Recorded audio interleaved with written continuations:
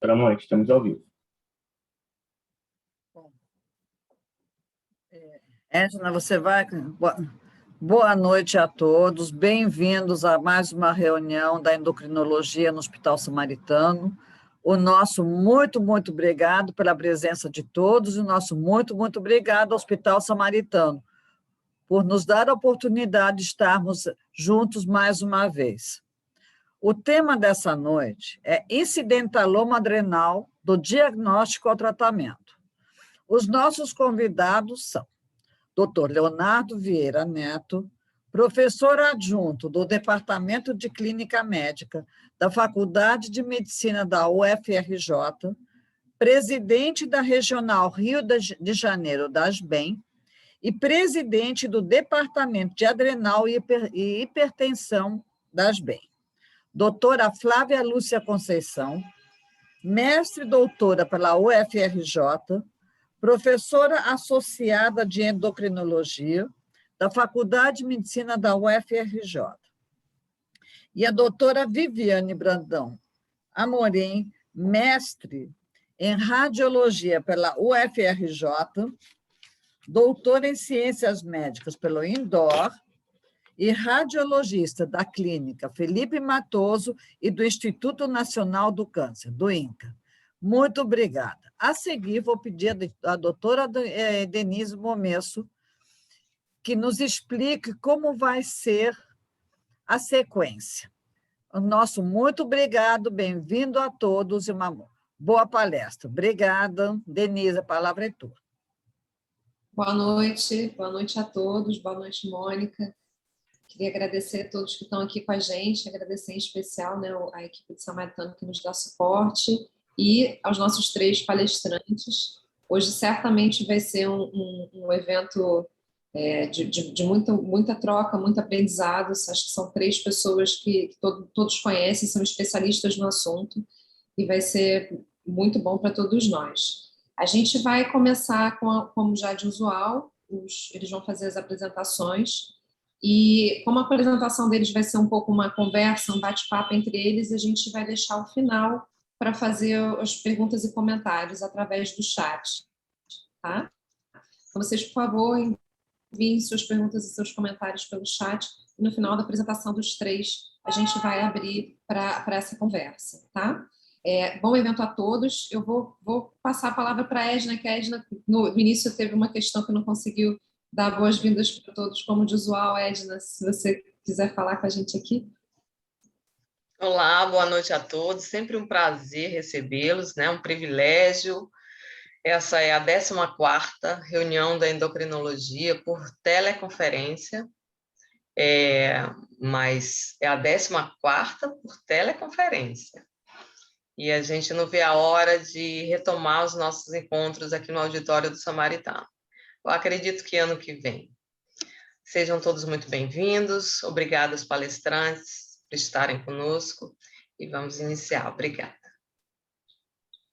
Léo, Flávia, por favor, podem começar, e a gente está aqui com 100 participantes, 102 nesse momento. É de vocês.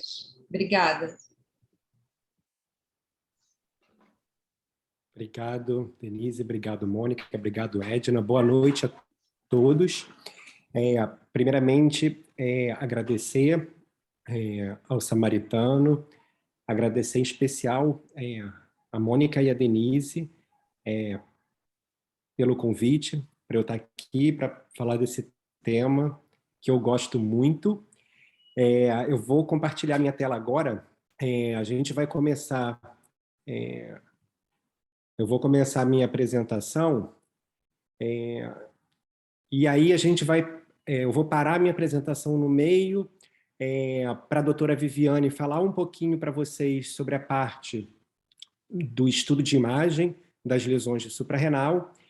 E aí depois eu e a Flávia, na sequência, né, a gente vai complementar a segunda parte da investigação, que é a parte bioquímica e a conduta em termos de manejo terapêutico desses pacientes. Então, eu vou começar a minha apresentação com esse caso clínico. É um paciente do sexo masculino, de 61 anos, negro, natural do Rio de Janeiro, e esse paciente, na verdade, ele veio encaminhado, né, para o nosso ambulatório, que é o ambulatório de doenças adrenais do Hospital Universitário Clementino Fraga Filho, da UFRJ, com uma queixa de massa na barriga, né? Esse paciente refere que há cerca de 1 ano ele começou a apresentar um quadro de epigastralgia e dor abdominal inespecífica, esporádica, sem náuseas, vômitos ou diarreia. Ele negava palpitações, cefaleia, sudorese. Ele foi, antes dele chegar para a gente, ele já tinha sido encaminhado para a realização de uma endoscopia digestiva alta, que apresentava apenas uma gastrite enantematosa leve, sem outras alterações, e por conta dessa dor abdominal, ele fez uma tomografia computadorizada de abdômen, que evidenciou um incidentaloma em suprarrenal direita, né? E aí, então, por conta dessa lesão na suprarrenal direita, ele foi encaminhado para a gente, tá? Na história patológica pregressa, esse paciente tinha um diagnóstico de hipertensão em uso de enalapril 40 mg dia, com um bom controle pressórico. Diabetes mellitus tipo 2 em uso de metformina, 2 gramas por dia, também com bom controle metabólico. Dislipidemia em uso de simvastatina, 20 mg por dia. Ele negava cirurgias prévias, hemotransfusões e alergia medicamentosa. Tinha pai e mãe, ambos com hipertensão e diabetes mellitus tipo 2. O pai falecido entre 60 e 70 anos por morte súbita, provável IAM, ele não sabia especificar exatamente a idade do falecimento do pai, e tinha 3 filhos saudáveis. História da pessoa, tinha uma história de etilismo social, nada de muito significativo. Tinha uma história de tabagismo que ele tinha cessado há 15 anos, né, com uma carga tabágica de cerca de 15 maços ano, e não praticava nenhuma atividade física. No exame físico, ele tinha uma face atípica, não tinha estigmas de síndrome de Cushing, restante aparelho respiratório cardiovascular sem alterações significativas. O abdômen era um abdômen globoso, mas sem massas ou visceromegalias. No paciente sobrepeso, com IMC de 29, uma circunferência abdominal aumentada de 98 centímetros. Na consulta com a gente, estava com uma pressão arterial de 150/90, restante sem alterações dos sinais vitais. Ele trazia já com ele esses exames externos, né, que o que chamava atenção, né, o que tinha de alterado era uma glicemia de 124, uma hemoglobina glicada de 7, né, como eu falei, era um paciente que já tinha um diagnóstico de diabetes tipo 2 em uso de metformina. Tinha uma deficiência de vitamina D, uma vitamina D menor do que 20, de 15, e um sulfato de DEA baixo, né, o valor de referência para a idade, e tinha um sulfato de DEA baixo, de 20. Em relação à investigação laboratorial específica que ele trouxe para o incidentaloma que foi visualizado, a tomografia computadorizada de abdômen, ele tinha metanefrinas plasmáticas normais, uma aldosterona plasmática de 6,5, menor do que 10, com uma atividade plasmática de renina normal, né, acima de 1. E o que chamava atenção era um cortisol plasmático pós-supressão noturna com 1 mg de dexametasona de 4,2, um teste de Lido-1 com cortisol de 2,9, 2 dosagens de ACTH plasmático, ambas abaixo de 10 picogramas por ml. O sulfato de DEA, que ele já trazia de fora, né, que era de 20, que eu já mostrei para vocês, e 2 dosagens de cortisol livre urinário, 2 dosagens de cortisol salivar, todas dentro do valor de referência, né? Essa daqui é a imagem que ele trouxe de fora, né? Então é uma tomografia em corte axial. Aqui a suprarrenal direita, né? O corpo, a perna lateral e a perna medial, tudo ok, tudo normal. E aqui na suprarrenal esquerda, né? Essa lesão de limite preciso, contornos bem definidos, uma lesão homogênea, e que o índice de atenuação foi de 2 unidades House, né? Menor do que 10. Então essa foi o exame, que foi a tomografia que evidenciou essa lesão na suprarrenal esquerda. E aqui, então, eu trago essa figura, né, que é a figura, que é o fluxograma de investigação do guideline da Sociedade Europeia, né, que está publicado no European Journal de 2016, onde o paciente com incidentaloma adrenal, as duas questões que se seguem, que a gente precisa responder na avaliação desse paciente se a imagem ao exame, a ressonância ou a tomografia tem um potencial maligno, né, se as características, o fenótipo da imagem sugere malignidade, e o status funcional dessa lesão, né? A investigação para secreção autônoma de cortisol ou hipercortisolismo subclínico, ou a denominação mais antiga de síndrome de Cushing subclínica, com o teste com supressão noturna com 1 mg de dexametasona, que deve ser feita em todos os pacientes com incidentaloma de suprarrenal.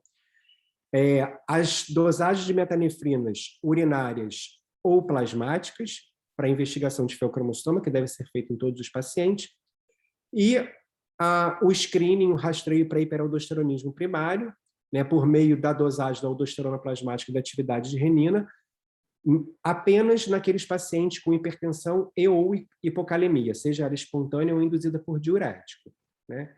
E aí, a partir desses dois resultados, é que a gente vai ter a nossa conduta diagnóstica. Então, nesse momento, como eu falei, a primeira coisa que a gente vai fazer é avaliar as características da imagem. E aí, agora, nesse ponto, eu paro para dar a palavra para a doutora Viviane, que ela vai falar para vocês sobre as características da imagem dessas lesões de suprarrenal. Olá, gente, boa noite. Meu nome é Viviane Morim. Gostaria muito de agradecer o convite da Mônica e da Denise, agradecer ao Samaritano pelo suporte também. Estou muito feliz em estar aqui com vocês e mostrar um pouquinho da nossa visão como radiologista, né? No caso da minha visão aqui. Como o Leonardo falou, a lesão que ele mostrou era uma lesão muito bem definida, muito homogênea, com um baixo índice de atenuação, né? Uma atenuação de 2 unidades Hounsfield. Então, tudo nos levava a crer que o diagnóstico é mesmo um adenoma. Então, agora eu vou fazer a minha apresentação de como que a gente chega até esse diagnóstico. Estão conseguindo ver a tela bem? Tá ótimo, Viviane, obrigada. Então, vamos lá. Vamos falar o papel do radiologista no incidentaloma da adrenal. Bom, nós, como radiologistas, esperamos, né, encontrar em todo exame de imagem, é o que a gente mais gosta, encontrar adrenais fininhas, com a morfologia adequada, ou um V invertido, ou um Y invertido. Elas costumam ter uma espessura de 0,5 centímetros.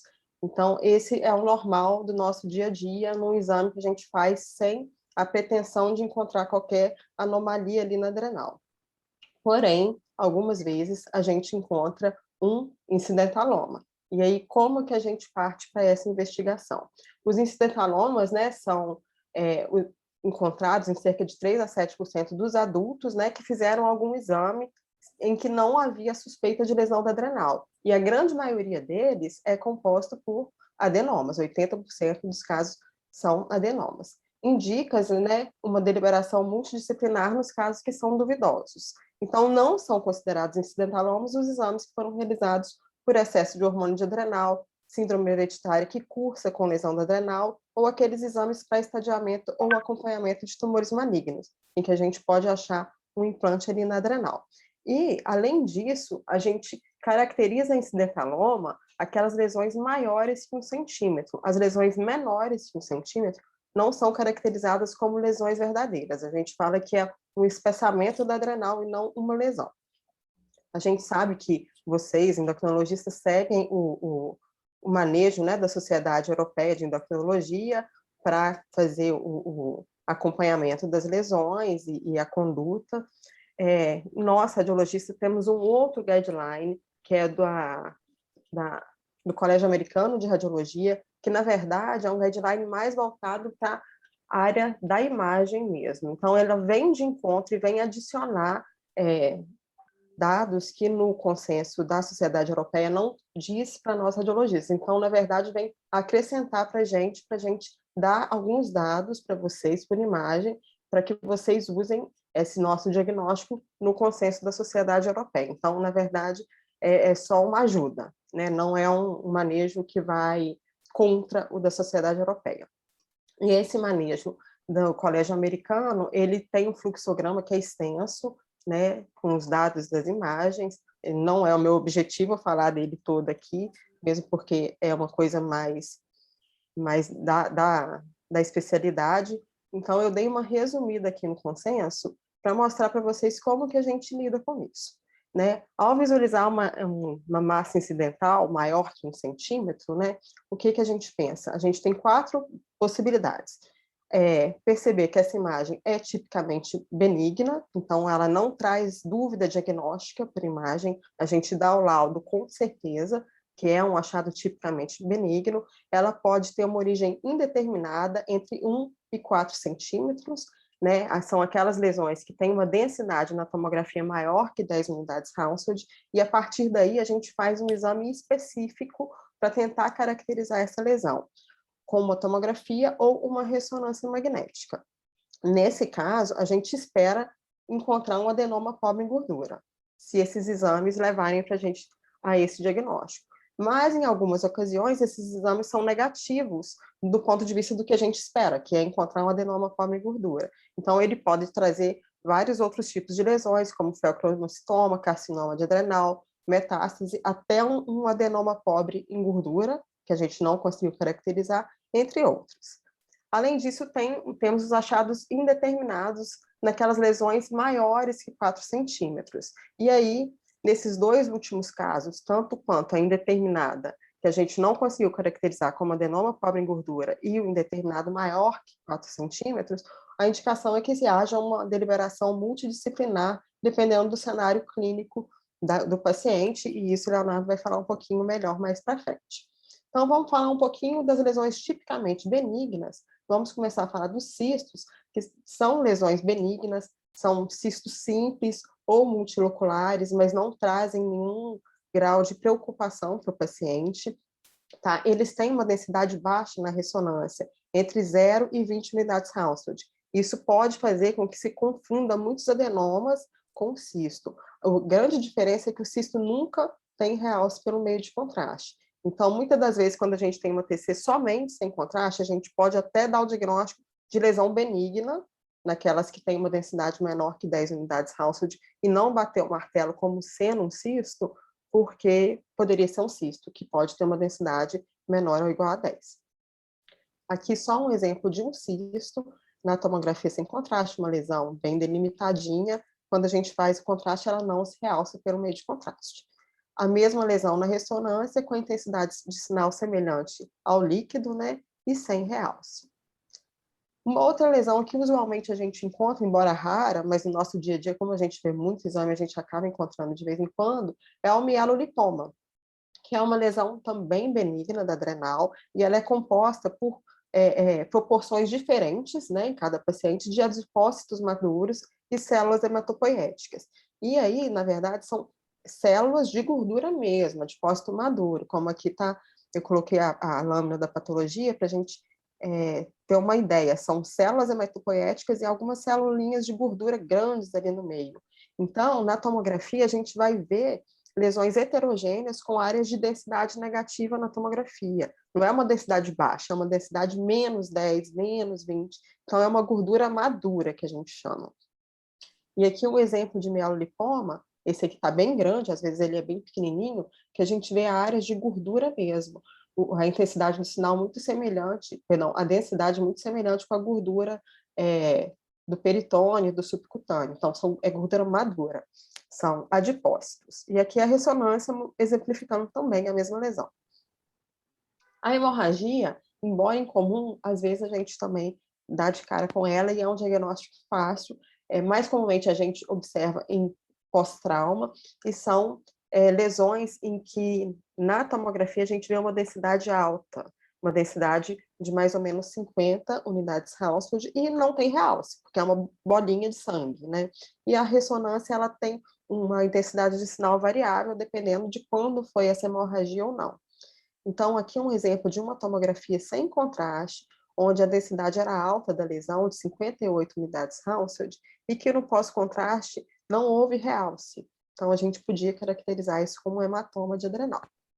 Na ressonância, a lesão sempre hiperintensa em todas as sequências, indicando que realmente era um conteúdo hemático.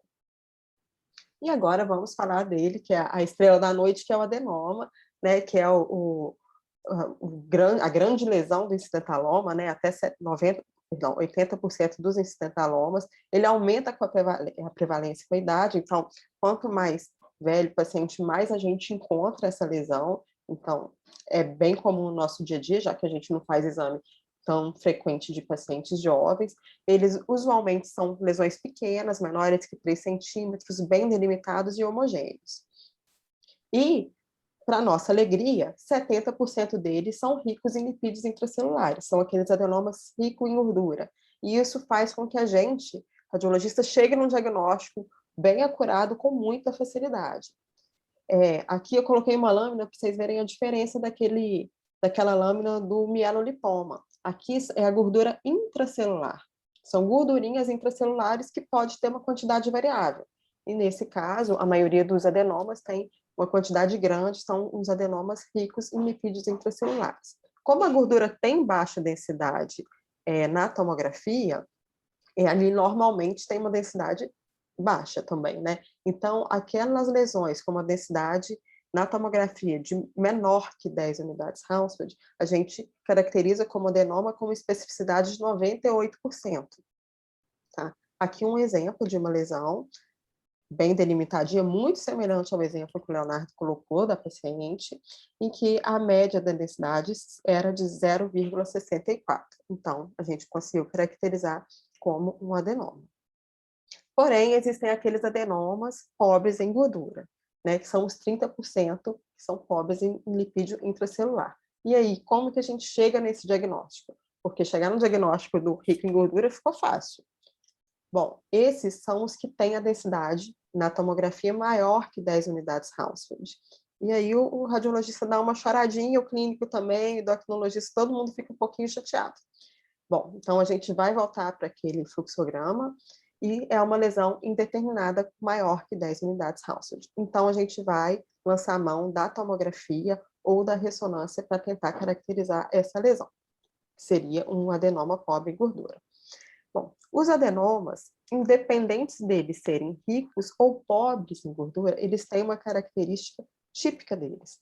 Eles captam muito contraste numa fase precoce do exame e eles lavam esse contraste muito rápido. Então, numa fase inicial do exame, eles pegam esse contraste com uma avidez e fica com uma densidade muito alta. E numa fase mais tardia, ele já não tem mais não retém esse contraste.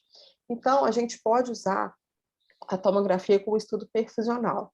É uma tomografia que a gente faz específica quando a dúvida é de adrenal. Por isso é até importante colocar no laudo quando a dúvida é de adrenal. Senão a gente vai fazer um exame normal, o paciente, na hora do laudo, a gente vai ter aquela dúvida, vai chamar o paciente de novo. E como consiste essa tomografia com o estudo perfusional? A gente faz uma fase sem contraste, faz uma fase cerca de 1 minuto após a administração do contraste, que é onde a gente acredita que é o pico da intensidade do sinal, ao pico da retenção do contraste pelo adenoma, e outra com 15 minutos para ver o tanto que ele já excretou e lavou esse contraste. Aqui um exemplo de uma lesão na adrenal, que a densidade foi de 14 unidades Hounsfield. E essa lesão poderia ser um adenoma pobre em gordura, embora pudesse também ser um implante secundário ou uma neoplasia primária. Então, a gente faz o estudo do perfusional por tomografia e a gente vai ter a densidade da lesão no pré-contraste, no pós-contraste imediato e no pós-contraste tardio. A gente joga numa fórmula de lavagem absoluta ou numa fórmula de lavagem relativa. A relativa é quando a gente não tem o exame sem contraste. E a gente tem 2 pontos de corte. A lavagem maior que 60%, a lavagem absoluta, seria característica de adenoma. A lavagem relativa maior que 40% seria característica de um adenoma. Então, voltando naquele exemplo nosso, a lesão tinha uma densidade de 14 unidades Hounsfield no estudo pré-contraste, no pós-contraste de 1 minuto, ela já pegou muito contraste, então ela tinha uma densidade elevada de 58 unidades Hounsfield, e depois de 15 minutos ela tinha 20 unidades Hounsfield. Ela lavou esse contraste. A lavagem absoluta foi de 86% e a relativa de 65%, isso bem acima do cutoff que a gente espera, então a gente conseguiu caracterizar essa lesão como um adenoma. Aqui um outro exemplo em que uma lesão tinha a densidade média de 27 no estudo pré-contraste, já no pós-contraste imediato, ela foi para uma densidade de 42, e num tardio de 15 minutos, ela foi para uma densidade de 38. Então, só aqui já de observar que com 1 minuto ela tinha 42 e com 15 minutos ela tinha 38, a gente observa que essa lesão não lavou o contraste.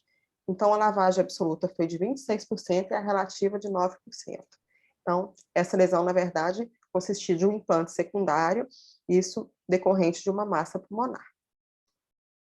E a ressonância magnética, quando que a gente usa? A ressonância, a gente tem, por felicidade, essa sequência que a gente consegue desdobrá-la em duas, que é a sequência T1 em fase e a T1 fora de fase. Ela tem a capacidade de pegar lesões que têm gordura intracelular e decair o sinal nessa sequência fora de fase. Então, toda lesão que for branquinha aqui, no em fase, e cair o sinal no fora de fase, significa que essa lesão tem gordura. Gordura intracelular, não é gordura madura do mielolipoma. Então, a gente consegue caracterizar essa lesão como um adenoma, no caso, se for na adrenal. Isso aqui seria uma análise qualitativa, eu olhei e já consegui caracterizar, não preciso fazer conta nenhuma. Alguns momentos, algumas lesões que são menos ricas em lipídios, alguns adenomas, a gente não vai ter essa facilidade de olhar e caracterizar de cara. Então, a gente pode lançar a mão também de uma continha, que é o índice da intensidade do sinal, e que a gente tem, coloca um ROI na lesão na sequência em fase e uma na fora de fase, joga na formulinha e tenta calcular. Aquelas lesões que têm um valor acima de 16,5% dessa intensidade de sinal, do índice, elas são características de adenoma, em 100% dos casos, acurácia de 100%.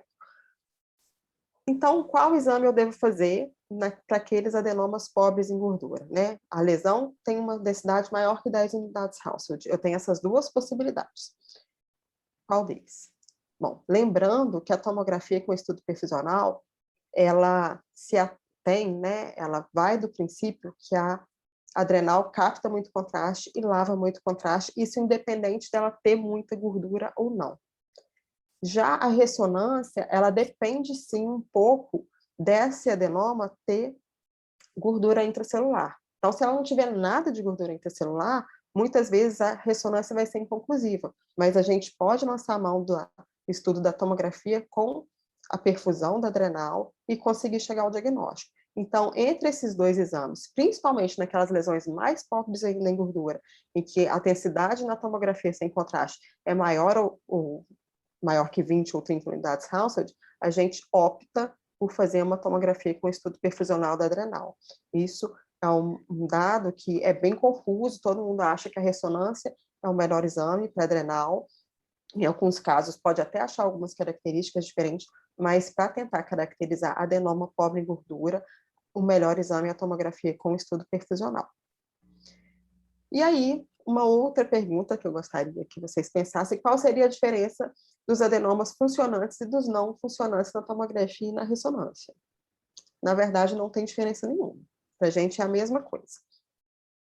Bom, então, voltando aqui para o nosso fluxograma, a gente caracterizou já o adenoma pobre em gordura e a gente tem aqueles exames que foram negativos, né? Tanto no washout quanto na ressonância. Então, a gente tem uma gama de possibilidades de lesões, porém, a gente vai falar das metástases, dos implantes, né? Já que a adrenal é uma glândula muito vascularizada, né? Secreta muito hormônio, então tem uma vascularização muito grande, então é um local muito comum de implante. E, usualmente, essa lesão do implante da adrenal, ela é heterogênea, ela segue a densidade característica do tumor primário. Então, se o tumor primário for hipervascular, ela vai ser hipervascular. Se o tumor primário tiver muita área cística, esse implante vai ser muito cístico. Tá? E um grande dado é que a maioria das disparada das metástases para adrenal, elas têm uma lavagem lenta. Então, isso faz com que a gente consiga diferenciar implante de adenoma pobre em gordura.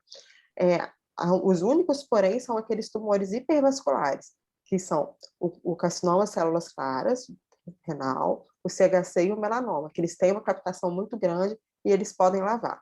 Então, nesse caso, a gente pode cair do cavalo, mas sabendo a história clínica do paciente, a gente não vai cair desse cavalo.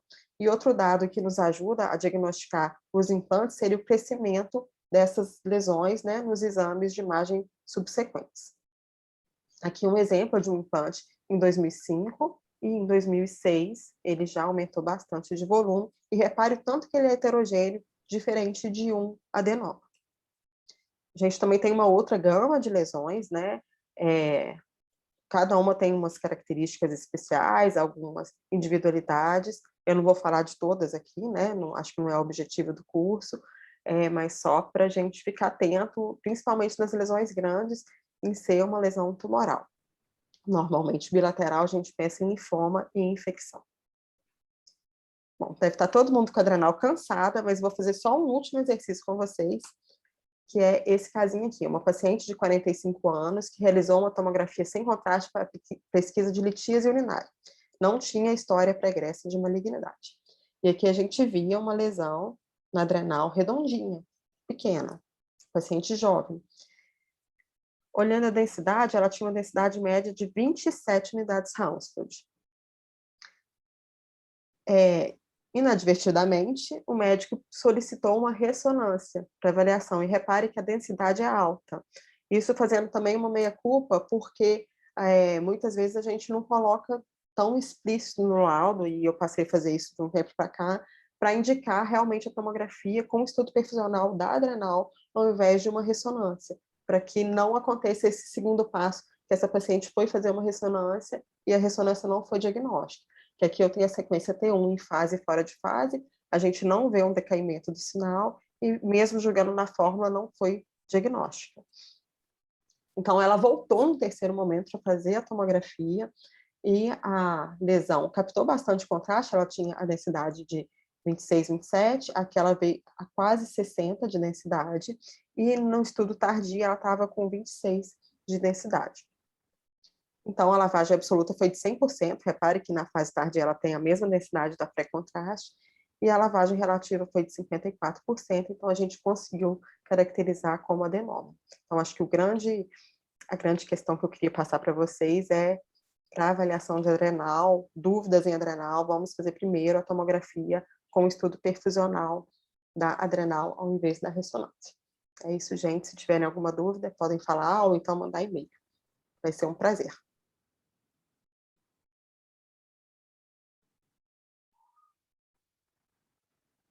Léo? Obrigado, Viviane, por você responder toda essa parte desse fluxograma, que é em relação à avaliação das características do exame de imagem. Bom, então agora a gente vai falar, né, como bem a Viviane falou, né, o adenoma funcionante e o adenoma não secretor, não funcionante, ele tem o mesmo aspecto no exame de imagem.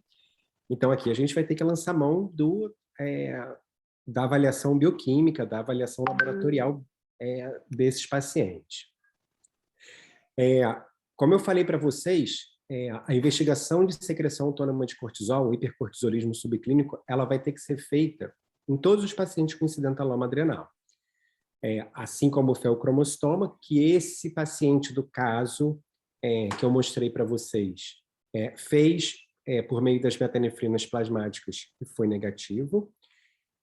E como ele tinha hipertensão arterial, ele também foi rastreado, também foi feito o screening para hiperaldo primário, o qual foi negativo. E nos exames dele, né, a gente viu que ele tinha um pós 1 miligrama acima de 1,8, né? Que é aonde a gente vai focar daqui para frente a nossa discussão em termos de diagnóstico, porque o diagnóstico laboratorial do feocromostoma ele é bem definido, do hiperaldo primário ele também é bem definido, só que da secreção autônoma de cortisol a combinação de testes ela não é definida na literatura, né? O guideline ele coloca qual é o primeiro exame que deve ser feito, né? Que é o teste de supressão noturna com 1 miligrama de dexametasona, e na manhã do dia seguinte o paciente colhe um cortisol plasmático, né? Quando esse cortisol vem abaixo de 1,8, está excluída a secreção autônoma de cortisol. Quando ela vem maior do que 5, é provável a secreção autônoma de cortisol, e quando ela vem entre 1,8 e 5, é uma possível SAC ou fenótipo intermediário. Então, o primeiro exame, não há dúvida, que é o teste de supressão com 1 miligrama. Os testes que vêm, que a gente deve pedir na sequência, eles não são determinados na literatura, não há um consenso de qual é o segundo teste que a gente vai combinar com o pós 1 miligrama de dex. Repare que com um teste, a gente não consegue bater o martelo em dizer com certeza é SAC apenas com pós 1 miligrama. Com pós 1 miligrama eu consigo dizer que o paciente tem uma possível SAC, que é o fenótipo intermediário, ou uma provável SAC, né? E aqui a gente tem os demais exames que a gente pode estar avaliando, tanto este hipotálamo hipófise adrenal, avaliando a secreção nictemérica de cortisol, o ciclo circadiano, e avaliando a secreção integrada de cortisol. E aqui agora eu passo a palavra para a Flávia, para ela falar um pouquinho desses testes para vocês, e na sequência a gente vai continuar.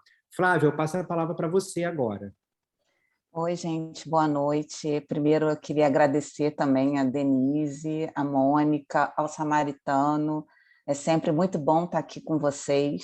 Era melhor quando era presencial, mas a gente espera que isso volte logo, né? E parabenizar a Léo, Viviane, excelente, Viviane, ótimo a sua apresentação. Depois, até se a gente puder discutir um pouquinho até como é incidentaloma, e a gente está falando de hormônio, talvez até fenótipo de imagem de feocromocitoma, a gente pode deixar para o final da história para a gente até discutir também um pouquinho. Mas, assim, primeira coisa, estou até vendo aqui uma pergunta no chat do professor Silvio. Oi, Silvio, está aqui com a gente, é o nosso cirurgião lá do Fundão, perguntando se a gente deve investigar todo mundo de secreção autônoma de cortisol, mesmo quem não tem nenhuma característica.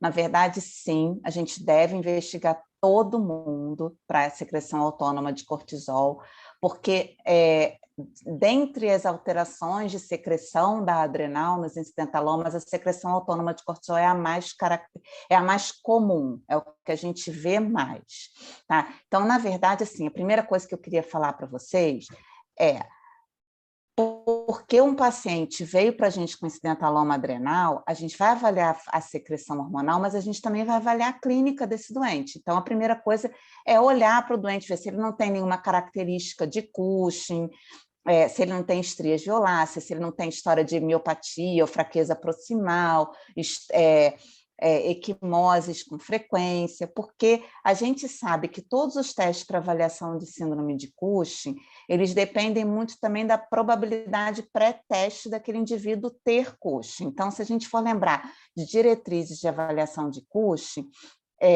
a gente vai lembrar que um teste, para a gente interpretar ele como um teste positivo, em vez de ser falso positivo, né, como eu vou mostrar aqui para vocês que a gente tem muito, a gente tenta fazer o screening em pacientes que tenham mais características de síndrome de Cushing. Então, a gente não faz screening na população em geral, para quem é obeso, para quem é diabético, para quem é hipertenso, porque a chance de ser falso positivo é maior do que a chance de ser verdadeiro positivo. Mas, nesse caso aqui, quando a gente está frente a um paciente com incidentaloma adrenal, é obrigatório a gente fazer a avaliação, até porque a gente vai ver depois, quando o Léo vai continuar a apresentação, é que esses pacientes com secreção autônoma de cortisol, eles têm algumas características diferentes dos pacientes que têm uma lesão não funcionante, né? Principalmente se tem alterações metabólicas, tem algumas outras coisas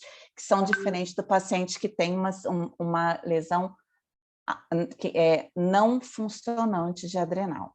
A outra coisa é, a gente tem que avaliar a secreção autônoma de cortisol, porque numa situação em que o paciente tenha que ser submetido a uma cirurgia para retirada dessa glândula adrenal, se o paciente tem secreção autônoma de cortisol, ele pode ter a adrenal contralateral suprimida, e se a gente bota ele num centro cirúrgico, se você retira aquela adrenal com o adenoma, ele pode fazer uma insuficiência adrenal logo no pós-operatório.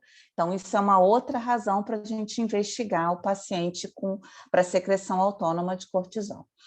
Bom, dito isso, o Léo já comentou com vocês que você tem o 1,8, abaixo disso exclui completamente, acima de 5 ele provavelmente tem uma secreção autônoma de cortisol e tem aí uma zona cinzenta entre 1,8 e 5. Por que tem esses 2 pontos de corte na literatura? Na realidade é o seguinte, um ponto de corte, que é 1,8, ele prioriza a sensibilidade do exame. E o paciente com o ponto de corte de 5, ele prioriza a especificidade do exame. Então, quando a gente a gente não quer perder nenhum paciente que tenha possivelmente uma secreção autônoma de cortisol, eu tenho que priorizar a sensibilidade daquele exame. Então, eu vou botar o ponto de corte de 1,8. Se eu quisesse não pegar esses pacientes que podem ser falso positivo, mas ao mesmo tempo sabendo que eu posso estar perdendo a oportunidade de fazer diagnóstico em alguns pacientes que realmente têm secreção autônoma de cortisol, eu colocaria o ponto de corte de 5. Então, é por isso que existe essa discussão na literatura. Eu, particularmente, gosto de como foi feita essa diretriz e como também muita gente utiliza, a gente exclui abaixo de 1,8, a gente tem uma provável acima de 5, e 1,9 e 5 é um fator intermediário que pode ter algumas características, sim, de secreção autônoma de cortisol. E lembrar que hoje em dia a gente se fala muito da gente usar isso como um contínuo na secreção de cortisol, não ser uma coisa sim ou não, a gente tem um contínuo e parece que acima de 1,8 no teste pós 1 miligrama de Dexa, a gente já começa a ter, quanto maior o nível de cortisol, maiores as alterações metabólicas que esse paciente pode ter. Então, você tem mais comorbidades em pacientes com cortisol acima de 1,8 do que abaixo de 1,8. Bom, quais os outros testes que a gente pode ter? Né? Então, assim, a gente tem que pensar que nenhum teste vai ser 100% específico para Cushing, e a gente tem que lembrar que a gente tem testes que podem ser melhores em determinadas situações. Então, para um paciente que tem um incidentaloma de adrenal, o teste que a gente começa é pós 1 miligrama de Dexa, por causa da sensibilidade do exame também. A gente pode ter um paciente com um incidentaloma adrenal, com um cortisol pós 1 miligrama de Dexa, que seja acima de 1,8, e ele pode ter cortisol livre urinário normal, cortisol salivar noturno normal, e isso não significa que ele não tenha uma secreção autônoma de cortisol. Então, a prioridade é fazer o teste pós 1 miligrama de Dexa, porque ele é um teste mais sensível nessa situação. Bom, dito isso, vamos lembrar quais são as armadilhas que a gente tem no teste pós 1 miligrama de dexametasona, porque a gente tem armadilhas nesse teste também. Lembrar das drogas que interferem no metabolismo da dexametasona e, principalmente, lembrar de drogas que podem acelerar o metabolismo da dexametasona. Por exemplo, alguns anticonvulsivantes podem fazer isso. E aí você vai ter o quê? Você não consegue atingir um nível de dexametasona sanguíneo adequado para fazer a supressão do cortisol. Então, nessa situação, o teste com miligramas de dexametasona vai dar um falso positivo. Tá? O que a gente poderia fazer para evitar isso? Bom, alguns autores sugerem que a gente dose junto a dexametasona, para poder saber que você atingiu níveis adequados sanguíneos de dexametasona e que esse teste foi um teste válido. Qual é o problema disso? Não temos na prática clínica como ficar dosando dexametasona em todo mundo. Então, isso não é feito na prática clínica, tá? Então, o que a gente orienta é que nesses pacientes que a gente acha que você pode ter alguma interferência na dexametasona, ou você suspenda a droga que pode estar dando interferência, pode trocar por algum anticonvulsivante que não tenha alteração no metabolismo da dexametasona antes de fazer o teste, né? Outra situação que a gente tem que lembrar quando a gente está fazendo o teste com dexametasona, na verdade, teste com dexametasona não, desculpa. Quando a gente está colhendo o cortisol sérico de uma paciente, lembrar mulheres em uso de estrogênio, né, pílula anticoncepcional, que a gente vai ter aumento da proteína de ligação do cortisol, a CBG, então você vai ter níveis plasmáticos de cortisol mais elevados nessa situação. Então, o ideal é que numa paciente que você quer investigar Cushing, que ela esteja em uso de estrogênio, que você pare isso algumas semanas antes de fazer o teste, tá? Ou escolha outro teste para fazer, né? Que aí, nesse caso aqui, vai ficar complicado, porque a gente sabe que os outros testes são pouco sensíveis nessa situação. Então, o ideal é que você realmente pare a pílula anticoncepcional, pare o estrogênio e faça o teste com 1 miligrama de dexametasona. Eu vou já responder aqui uma pergunta que eu vi no chat, que nesse caso faria 8 miligramas de dexametasona? Não, isso não é uma coisa estabelecida na literatura, você fazer uma dose mais alta de dexametasona por conta disso, tá? Então, não tem nem ponto de corte, não tem nada definido para você utilizar uma dose mais alta de dexa nessa situação. Então, esse é o problema, né? Então, a gente tem que lembrar disso. Quando é que eu vou fazer outro teste? A gente viu ali que tem uma zona cinzenta, a gente não consegue caracterizar muito bem os pacientes com secreção autônoma de cortisol só com 1 miligrama de dexametasona. Então, a gente teria que fazer outros testes para avaliar. E aí, assim, vamos falar aqui, cortisol livre urinário, pouco sensível nessa situação. E lembrar que a gente tem falso positivos também. Lembrar, obesidade é uma causa de falso positivo no cortisol livre urinário.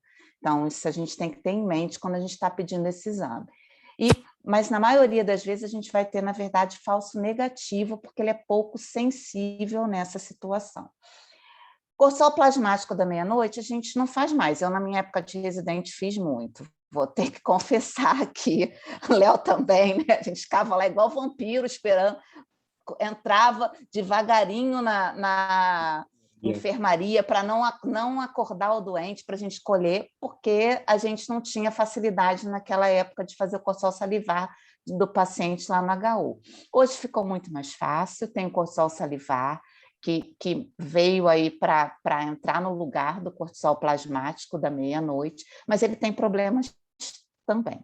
Então, desculpa, eu estou aqui para comentar os problemas, eu não estou aqui, eu estou aqui para confundir, não estou aqui para... Mas é porque a gente tem que ter tudo isso em mente quando a gente vai interpretar os exames que a gente está pedindo, né?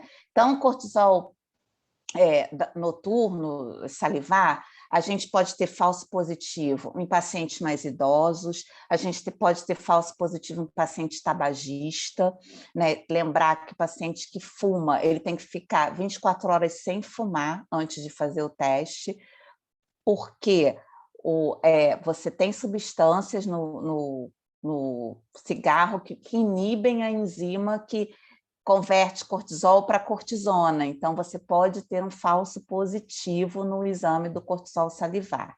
Tá? Então, esse é também uma armadilha nesse exame, e ele também é pouco sensível nessa situação da secreção autônoma de cortisol no paciente com incidentaloma.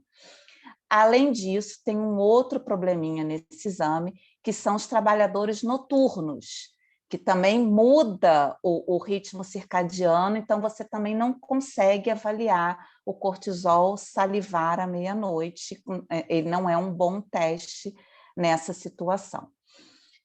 Lido-1, a gente tem, você vai fazer 0,5 miligrama de dexametasona de 6 em 6 horas por 2 dias e fazer o cortisol plasmático na manhã do 3º dia. Né? Ele tem uma alta especificidade, a especificidade parece que é um pouco maior até do que o dexamiligrama, o dexametasona 1 miligrama, mas ele é mais difícil do paciente fazer. O paciente muitas vezes se enrola para fazer esse exame, ele não faz no horário certo, esquece de tomar, é mais complicado. Tá? E a gente vai interpretar o Lido-1 exatamente igual a gente interpreta após 1 miligrama de dexametasona. Os valores de corte são exatamente os mesmos. Tá? E aí eu queria chamar a atenção aqui, nessa situação, de 2 exames que ajudam muito a gente a fazer esse diagnóstico. Um é o ACTH, um ACTH suprimido numa situação de um paciente com incidentaloma adrenal, com um cortisol que não teve supressão abaixo de 1,8, ele fala muito a favor de que realmente esse paciente tem uma secreção autônoma de cortisol que já está inclusive suprimindo o eixo do ACTH. E a outra coisa é o sulfato de ideia, que também um sulfato de ideia baixo sugere muito também que você está suprimindo o eixo, com isso você está diminuindo a liberação de sulfato de ideia pelas adrenais, então também é um exame que ajuda nesse diagnóstico. E aí a gente vai lembrar que o nosso paciente aqui em questão, ele tinha um cortisol que ficou ali naquela área cinzenta após 1 miligrama de dexa, mas ele tinha um sulfato de ideia suprimido, ele tinha um ACTH menor que 10. Então, a chance dele ter uma secreção autônoma de cortisol é muito grande. Né? Acho Obrigado. que pode passar. Isso, obrigado, Flávia. Todas essas questões, essas armadilhas, esses problemas, né? Isso é o que a Flávia falou agora, isso é o dia a dia da gente, quando a gente está avaliando esses pacientes com incidentaloma adrenal. Bom, então, dito tudo isso pela Flávia, eu agora vou falar bem rapidamente como que a gente faz esse diagnóstico lá no Hospital Universitário Clementino Fraga Filho, né? Todo mundo está dizendo, mas é um monte de exame, todos têm milhões de problemas, o que vocês fazem? Bom, o que a gente faz lá? É indiscutível que o primeiro exame é o teste de supressão noturna com 1 miligrama de dexametasona. Para os pacientes que não suprimem adequadamente, ou seja, que não suprimem abaixo de 1,8, o que a gente faz o Lido-1, né, nesses pacientes, e aí eu já vou falar para vocês que a imensa maioria dos pacientes que não suprimem no pós 1 miligrama também não fazem no Lido-1. Tá? E por que a gente faz o Lido-1? A gente faz o Lido-1 porque ele é um exame que tem mais especificidade do que o pós 1 miligrama, que tem alta sensibilidade, mas ele peca um pouquinho em especificidade. Então, o Lido-1 ele vai me garantir, né, que aquela não supressão no pós 1 miligrama, ele é um verdadeiro positivo. Ele está me dizendo isso, não é um falso positivo. Porque a gente sabe que tem condições, né, de pseudo-Cushing, paciente com doença psiquiátrica mais grave, paciente com etilismo pesado, paciente com diabetes mellitus muito descompensados, aqueles pacientes com glicada de 9, 10, eles podem não suprimir por conta desse quadro metabólico adverso que eles têm. né, que é o antigo que a gente chamava de pseudo-Cushing, que é aquela hiperativação funcional do eixo hipotálamo-hipófise adrenal, que pode acontecer nessas circunstâncias que eu falei para vocês. Nessas circunstâncias, etilismo, diabetes mellitus descompensado, doença psiquiátrica grave, o teste de LIDO-1 ele tem mais especificidade do que o pós 1 miligrama de Dexa. E a gente faz o ACTH e o sulfato de ideia também, que, como a Flávia falou, eles ajudam muito nessa investigação. A questão é que o ACTH, naqueles pacientes, né, que não suprimem, mas que ficam ali muito próximo a 1,8, 1,9, 2, 2,1, eles podem ainda não ter o ACTH abaixo de 10. Quando tem ACTH baixo, não supressão e sulfato de ideia baixo, reparem que todos os exames apontam para uma mesma direção. Aí, como a Flávia falou, é inquestionável. Esse paciente tem secreção autônoma de cortisol. O outro ponto que eu queria chamar a atenção em relação ao sulfato de ideia é que a gente sabe que a produção dos androgênios de origem adrenal, eles decaem essa produção com a idade. E, como a Viviane mostrou para vocês, o incidentaloma adrenal, o pico de incidência é lá na 6ª, 7ª década de vida, onde se torna mais comum a presença dessas lesões achadas de forma acidental nesses exames de imagem. Então, cuidado que paciente com 65, 70, 75 anos de idade, eles podem ter um sulfato de ideia mais baixo, porque a secreção que acontece fisiologicamente durante a vida, ela decai depois dos 40, 50 anos. Então, a gente tem que ter um cuidado em relação a interpretar esses valores de sulfato de ideia em pacientes mais idosos. Bom, então, continuando,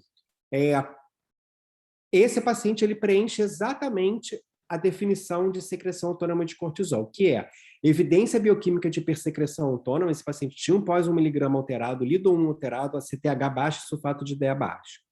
Só que esse paciente ele não tinha nenhum estigma de síndrome de Cushing, mas esses pacientes com secreção autônoma de cortisol, eles podem ter complicações metabólicas, né, diabetes, dislipidemia, hipertensão, síndrome metabólica e ósseas, né, baixa massa óssea, que são todas comorbidades muito prevalentes na população geral, mas também são todas comorbidades potencialmente associadas ao excesso de cortisol. Então, a gente tem que interpretar que essas comorbidades, elas podem estar presentes porque o paciente já teria, porque são comuns na população, mas também porque esse paciente ele tem uma alteração do eixo hipotálamo hipófise adrenal, onde tem uma secreção autônoma de um hormônio que pode causar todas essas alterações cardiometabólicas e ósseas.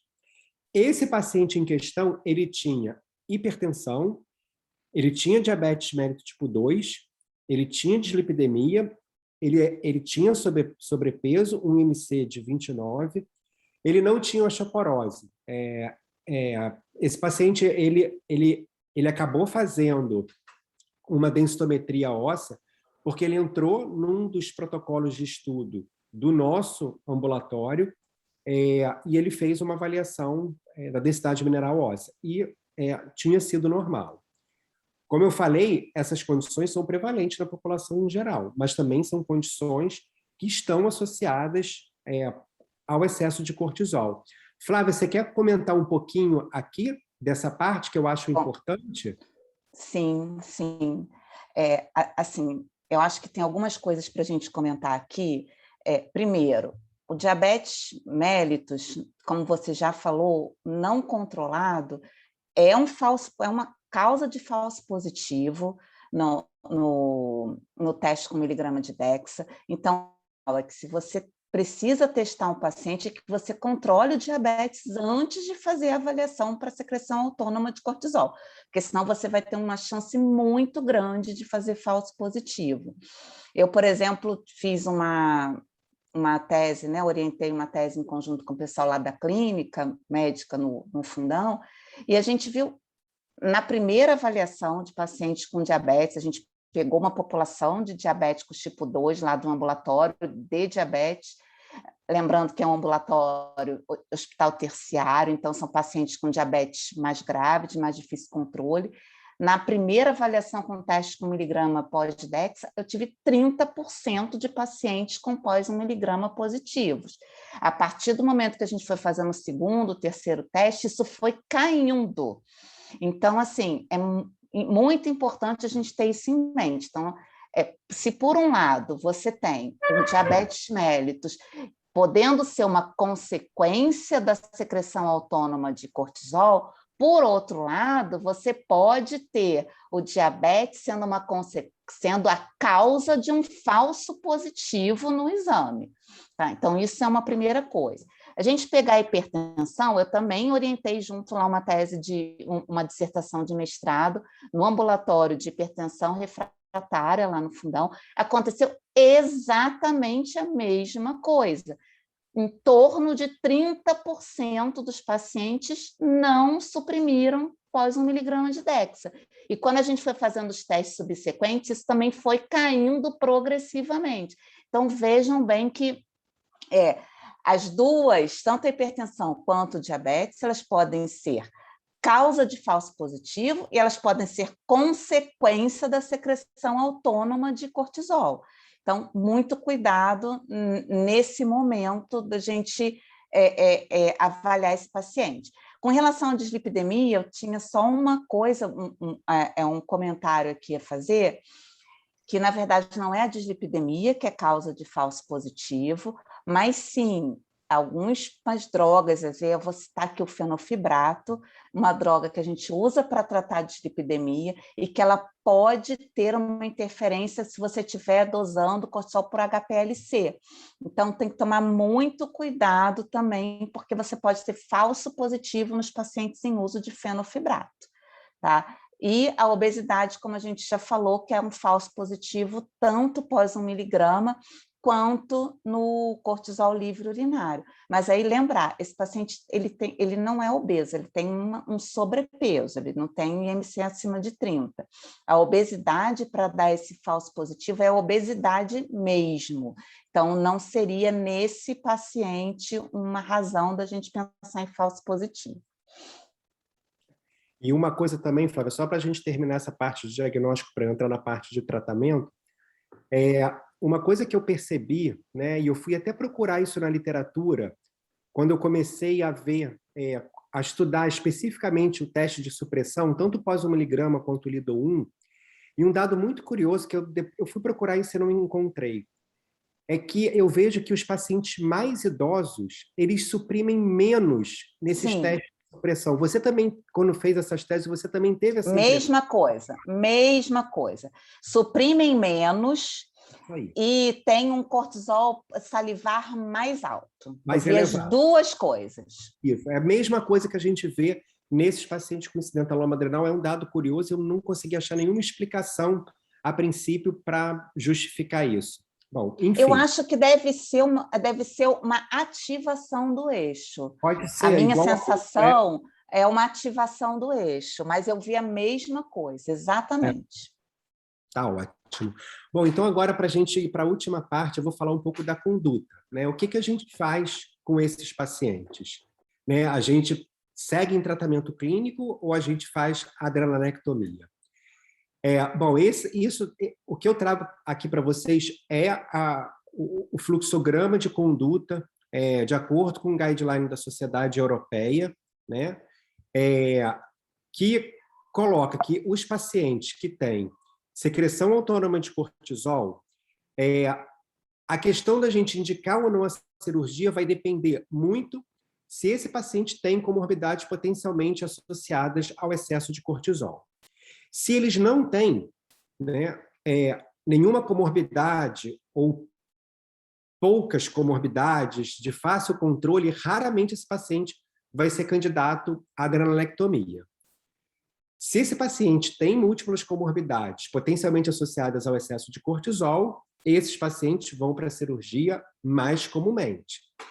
Repare que ele aqui não coloca sugiro, considero a cirurgia. Ele coloca a frequência com que esses pacientes são ou não adrenalectomizados.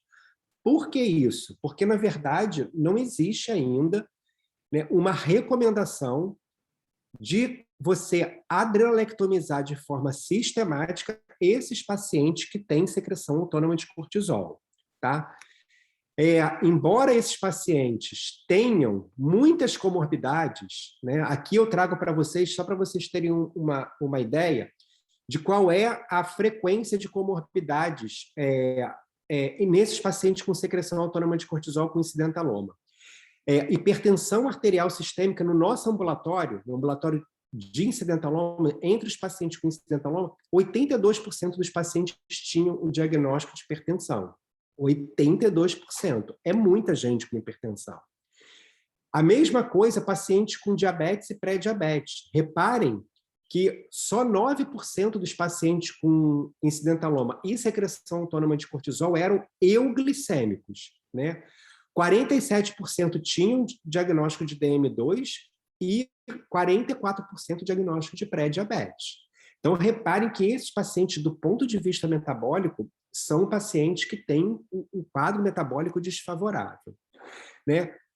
Qual é a história natural desses incidentalomas, né? Se a gente não fizer nada, né, deixar ele seguir o curso dele, o que vai acontecer em termos de tamanho da massa e secreção? Então, em relação à proporção dos IANF e SAC, IANF aqui é um incidentaloma adrenal não funcionante, gente, que aumenta de tamanho.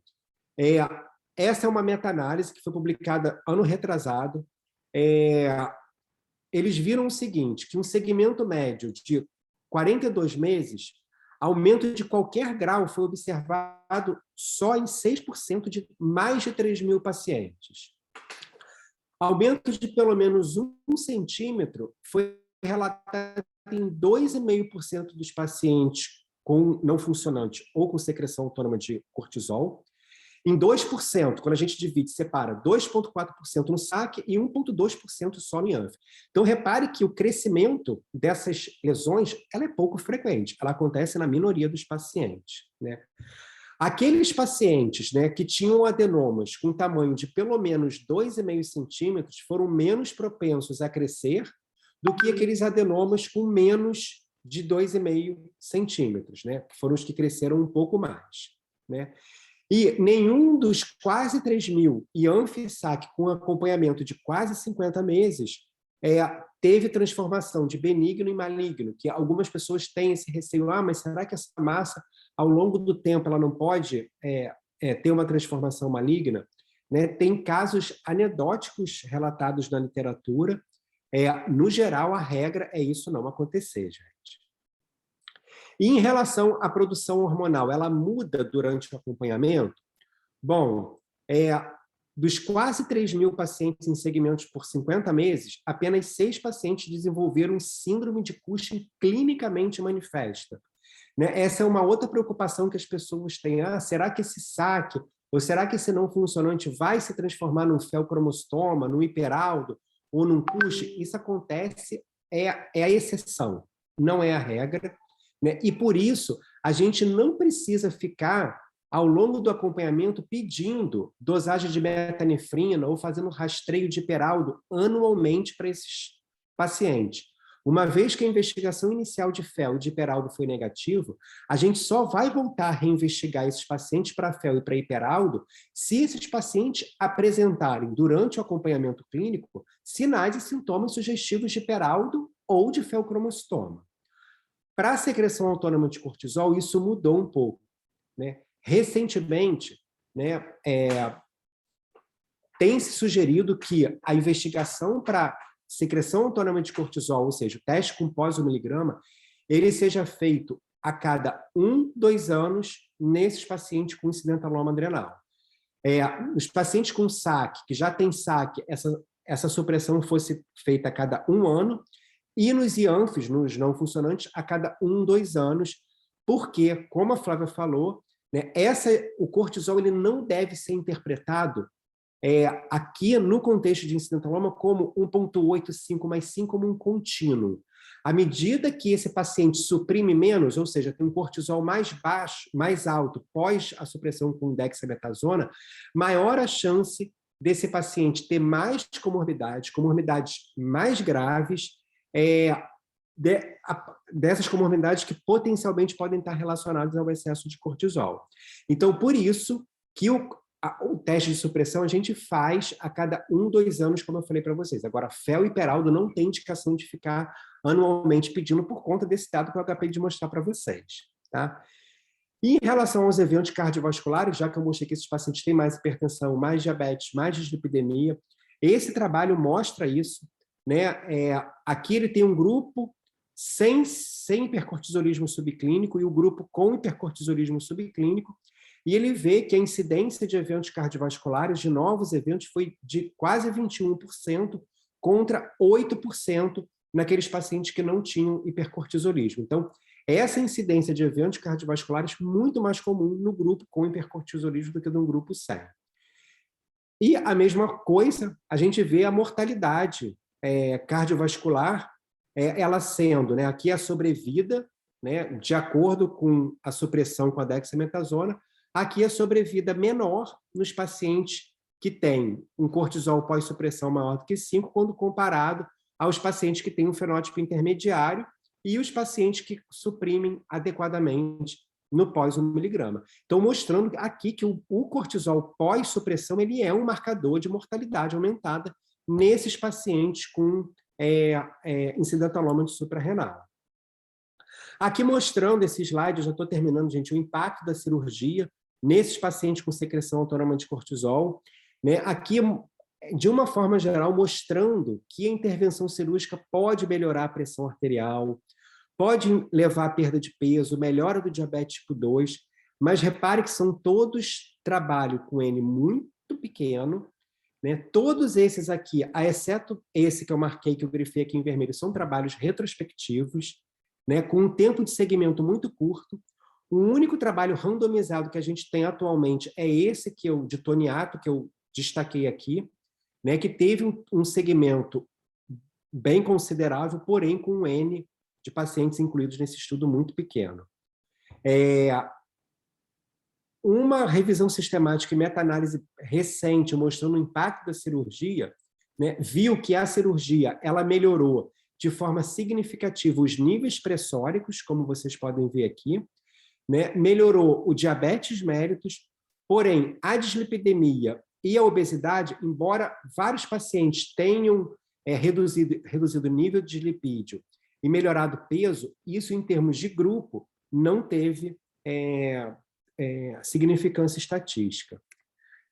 Então, a falta, né, de dados de mortalidade, que a gente ainda não tem, se a cirurgia, a adrenalectomia melhora, diminui, reduz a mortalidade. E, como eu falei para vocês, os trabalhos, a maioria, são retrospectivos, né, com um N pequeno de pacientes, um tempo de segmento curto, os dados ainda são dados não robustos sobre o impacto da adrenalectomia nesses pacientes. Então, por isso que a gente não recomenda de forma sistemática a adrenalectomia para esses pacientes. Aqui, fazendo uma busca no clinicaltrials.gov, né, tem 3 trabalhos em andamento, comparando 3 trabalhos randomizados, comparando o tratamento conservador versus a adrenalectomia nesses pacientes. Né? Reparem que é um N muito maior. Então, a gente espera que, com esses trials clínicos em andamento, a gente consiga saber qual é o papel real da adrenalectomia nesses pacientes com secreção autônoma de cortisol.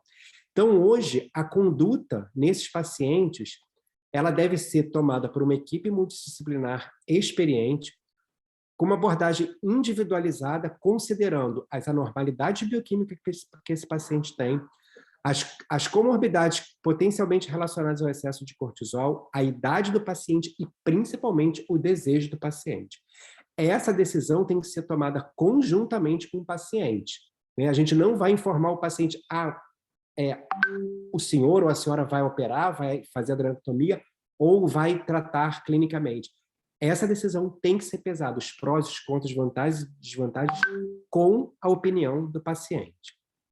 E, para terminar, né, como a gente bem falou, para a gente concluir, a gente tem que estar atento às armadilhas durante as dosagens laboratoriais, como a Flávia bem falou aqui. O papel da imagem na conduta inicial, como a Viviane falou muito bem para vocês. né? Embora os estudos mostrem, né, estudos retrospectivos, dados não robustos, melhora dessas comorbidades com a adrenalectomia, até o momento, a gente não tem dados robustos para sistematizar essa conduta, e a gente não tem preditores de quais pacientes vão se beneficiar com a cirurgia, né? De forma que, no momento, a gente indica a cirurgia para pacientes selecionados com comorbidades atribuídas ao excesso de cortisol em pacientes jovens que estejam piorando dessas comorbidades a despeito de um tratamento clínico otimizado. Nesses pacientes, a gente vai considerar a cirurgia e discutir com o paciente. Era isso que eu tinha para falar para vocês. Muitíssimo obrigado, e a gente agora está aberto às perguntas. Léo, Flávia, Viviane, brigadíssimo. Maravilhosa apresentação. Como já era esperado, vocês três têm assim, uma vasta experiência no assunto, então obrigada por compartilhar com a gente. Acho que assim, está sendo super produtivo e vocês estão trazendo isso de uma forma muito didática. Obrigada. A gente está com uma super participação também aqui no chat. Obrigada a todos que estão participando com a gente. A Flávia já fez algumas respostas ao longo da conversa dela, da apresentação dela. Acho que a gente tem agora algum tempo para discussão, a gente pode tentar responder a maior parte delas aqui, né? Eu queria começar do começo, porque tem uma pergunta para a Viviane, falando sobre imagem, que é do Dr. Otávio Portela, e ele pergunta como a gente poderia diferenciar uma lesão na adrenal de uma metástase. Quando fazer uma biópsia por agulha, quando você está com aquela imagem que não tem, enfim, você não conseguiu definir muito bem com os exames de imagem ou com as técnicas que você avaliou. Você pode, por favor, comentar sobre isso, ou se alguma outra pessoa quiser também? Sim, claro. Então, o grande desafio realmente é diferenciar um adenoma, né, de um implante. O que a gente mais usa corriqueiramente e que costuma, né, nos dar a maior parte dos diagnósticos sem muita dificuldade é fazer essa tomografia com o estudo perfusional da adrenal, uma tomografia focada para a adrenal. A grande parte das metástases, elas não têm uma lavagem do meio de contraste quando a gente faz o contraste. Então, a gente vê a lesão da adrenal captando o contraste, retendo o contraste. Diferente do adenoma, que capta contraste e lava esse contraste, joga esse contraste fora da célula do adenoma muito rapidamente. Então, a gente consegue diferenciar.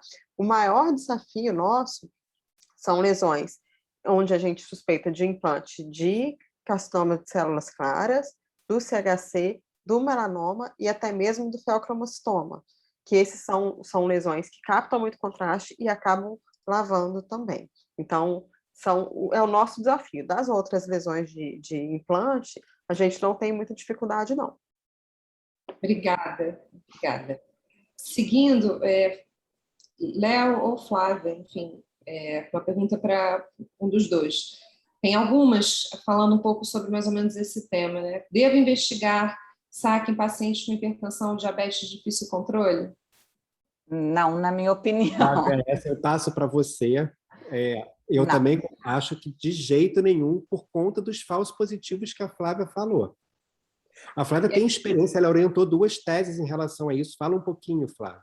Então, na verdade, foi aquilo que eu falei, né? A gente pegou populações, pegamos nos ambulatórios específicos o de diabetes e o de hipertensão de difícil controle, e a gente foi tentar fazer assim, avaliação para ver o percentual de pacientes que poderiam ter custo. Então, a gente fez em todo mundo que estava lá. Todo mundo que topou participar do trabalho, a gente fez os exames. E, na verdade, assim, no primeiro, quando a gente fez DEXA, 30%, foi tudo em torno de 30%. 30% dos diabéticos, 30% dos hipertensos. E aí a gente falou, bom, vamos fazer para um segundo, um terceiro teste. Ninguém, assim, os que confirmaram eu conto nos meus dedos. Então, assim, eu realmente acho que não vale a pena, porque a gente vai acabar tendo uma chance muito grande de ter falso positivo e você acabar entrando por uma via muito ruim de você fazer o diagnóstico, porque depois você acaba fazendo teste atrás de teste, você não consegue fechar nada, então acho que você gera até mais ansiedade do que você gera algum benefício para o paciente. Então, eu realmente não sou favorável. Concordo Flávia, plenamente, Flávia. se você tem um paciente, na sequência aqui desse raciocínio, se você tem um paciente com SAC, síndrome metabólica, depressão ou adenomas múltiplos bilateralmente da adrenal, como é que você procede, então? Então, na verdade, assim, adenoma bilateral... Você tem que pensar isso. Imagino que a pessoa esteja falando de um caso já com secreção com algum grau de hipercortisolismo, né? Está com secreção autônoma de cortisol, exatamente, porque está aqui na sigla. Isso. A gente precisa, nesse caso, ter certeza que isso é uma síndrome de Cushing CTH independente. Porque, se não for, a gente não pode esquecer que esse paciente pode ter uma síndrome de Cushing hipofisária, ou seja, doença de Cushing, onde a estimulação crônica do ACTH levou a uma hiperplasia nodular, e aí formam esses nódulos mesmo por estímulo trófico em cima do córtex da suprarrenal. Então, a primeira coisa é a gente ter certeza que esse ACTH está suprimido, para a gente saber que isso é de origem adrenal. Deixa eu ver aqui, porque, desculpa, eu vou falar só uma coisa, ela botou ali, respondeu independente.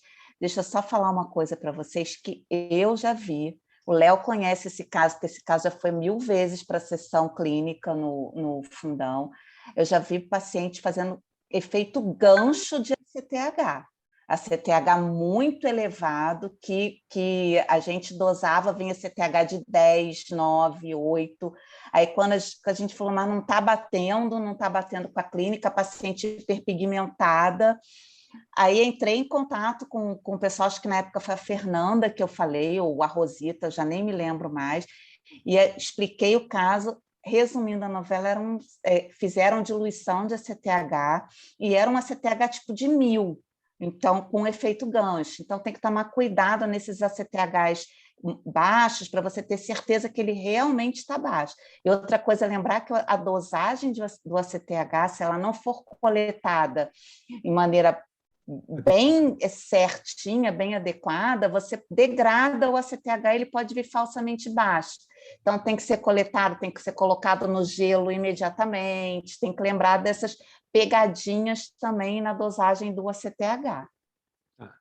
E aí, assim, ela escreveu aqui que é independente ACTH suprimido, e aí, nesse caso, né, excluído isso que a Flávia falou, a produção pode estar de um lado, do outro lado ou dos dois lados. O único exame para a gente saber, né, de qual é o lado, e aí, obviamente, a gente só vai submeter o paciente a um exame para descobrir de qual lado se existe a possibilidade de operar o paciente, né? Porque se a gente não vai operar, não há por que a gente saber se a produção é uni ou bilateral. No caso, se o paciente tem, né, piora das comorbidades progressiva, apesar do tratamento clínico otimizado dessas comorbidades, o paciente não está respondendo, está piorando, e aí a gente tem que operar, a gente tem que fazer o único exame que a gente tem para a gente saber de qual lado que está vindo é o cateterismo das veias adrenais, para a gente saber se a produção é uni ou bilateral, né? É o que a gente tem para fazer. Fazer a adrenalectomia bilateral só se justificaria se o paciente tivesse um Cushing gravíssimo, né? Aí justificaria. Mas, se não, não há justificativa da gente adrenalectomizar bilateralmente esse paciente. Eu não sei se era exatamente isso que a pessoa estava perguntando, em termos de conduta. Obrigada. Como eu falei, eu estou aqui para confundir, só lembrar que o cateterismo adrenal é difícil. Sim. Complexo. E a gente tem muitos problemas na cateterização da direita. Então, assim, cuidado que, apesar dele ser um diagnóstico padrão ouro para isso, a dificuldade técnica é grande. Enorme. Isso, é enorme. E aqui lembrar, porque assim, quando a gente faz o cateterismo classicamente a gente faz para o hiperaldo, né? A gente usa a dosagem do cortisol para a gente saber se foi bem cateterizado e para fazer a correção do valor da aldosterona. Aqui, nesse caso específico que trouxeram para a discussão, é um quadro de Cushing subclínico. Então, o meu hormônio de interesse é o cortisol. Então, eu nunca vou poder usar o cortisol para poder normalizar, para eu saber se está bem cateterizado e para normalizar o valor do cortisol. Nesse caso, né, o que tem na literatura, que é pouquíssimo, esse exame é pouquíssimo feito para paciente com secreção autônoma de cortisol, para Cushing, é a gente normalizar pelo valor de metanefrinas. Né? Então, nesse caso, a gente normaliza para o valor de metanefrinas. Mas, de novo, é um exame, como a Flávia falou, tecnicamente difícil, com pouquíssimos lugares no mundo com experiência. Isso não é uma realidade só de Rio de Janeiro, muito menos de Brasil. É uma realidade de mundo. Você conta nos dedos de uma mão centros com grande expertise em fazer cateterismo de veias adrenais. Obrigada, gente. Tem várias aqui, várias pessoas dando parabéns aos 3 palestrantes, que realmente as apresentações estão sendo muito boas. E tem aqui uma pergunta, um comentário, né, do João Regis. Primeiro, dando parabéns para vocês pela apresentação, dizendo que está super legal, da experiência de todos, e ele pergunta sobre a síndrome de apneia obstrutiva do sono, não comentada na exposição, e que é bastante prevalente em pacientes obesos, sobretudo homens mais velhos. Pode interferir na supressão do cortisol pós-DEXA e está relacionado com vários marcadores da síndrome metabólica. A maioria desses estudos não avalia esse aspecto. Vocês concordam com esse diagnóstico poderia ser um fator confundidor importante? Eu não lembro de nenhum trabalho que tenha avaliado a apneia do sono nesses pacientes. Você tem algum, Léo, que eu me lembre? Nenhum. Não. Mas realmente é um fator que pode ser um fator de confusão, né? Você muda o sono do paciente, você tem alteração metabólica associada, o paciente tem mais hipertensão. Então, assim, eu concordo com ele, mas eu realmente não conheço nenhum trabalho que tenha avaliado isso. Não avaliando a síndrome de apneia do sono como um interferente no teste de supressão. Isso não. Tem trabalho avaliando a apneia do sono com a secreção autônoma de cortisol, mas não com esse olhar crítico especificamente para ver como interferente do teste de supressão. Obrigada. Na sequência aqui, a professora Maria Lúcia também, ótima sessão, e ela gostaria de saber se a causa do óbito foi sempre relacionada às complicações do hipercortisolismo, excetuando câncer e outras doenças que levaram a TC de abdômen. Enfim, ela fez essa pergunta, esse comentário aqui. Isso eu imagino que seja em relação àquele slide que eu mostrei do cortisol como marcador. Ali, na verdade, são todas as causas de mortalidade cardiovasculares, né? E aí eles compararam em pacientes que tinham supressão adequada, abaixo de 1,8, entre 1,9 e 5, e maior do que 5. Sim, ali estão excluídas causas por câncer, outras causas, porque ali só tem cardiovascular. Ótimo, obrigada, Léo. Tem também algumas questões, uma outra pergunta que foi feita aqui antes, com relação ao diagnóstico laboratorial, se naqueles casos em que a gente está no meio do caminho, né, a gente falando do diagnóstico de supressão pós-DEXA 1 miligrama, tá, o resultado do cortisol foi entre 1,9 e 5, o valor do ACTH, que vocês já comentaram um pouco disso, mas talvez só para ficar um pouquinho mais claro, um ACTH, por exemplo, aqui, de 7, falaria a favor de uma síndrome de secreção autônoma de cortisol? Sim. O que é considerado um ACTH baixo? É considerado um ACTH baixo abaixo de 10. Um cortisol acima de 20 é um cortisol normal. Entre 10 e 20 é uma zona cinzenta. Né? Ali é o ACTH que é indeterminado.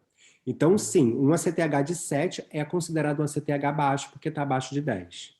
Obrigada, Léo. Só lembrar que isso é muito bom quando ele vem assim, mas você pode ter secreção autônoma de cortisol, ACTH acima de 20 ainda não está suprimido. Então, pode acontecer isso também. Sim, principalmente aqueles que estão ali perto de 1,8, né? Obrigada. Parabéns aos palestrantes e também na sequência do diagnóstico, antidepressivo, inibidor de recaptação de serotonina, também pode dar falso positivo no teste de supressão com DEXA? Uma pergunta. Pode também. Tem uma lista de drogas, eu não falei todas, mas tem uma lista imensa de drogas que interferem na metabolização da dexametasona. É uma tabela grande, mas tem antidepressivo que pode interferir, sim. Isso é uma coisa que vale até a pena, acho que vocês trouxeram isso muito bem, mas vale a pena quando a gente solicitar o exame e tiver uma alteração, sempre rever quais são os possíveis interferentes, né? Quais as possíveis situações, porque é muita coisa que pode interferir, né?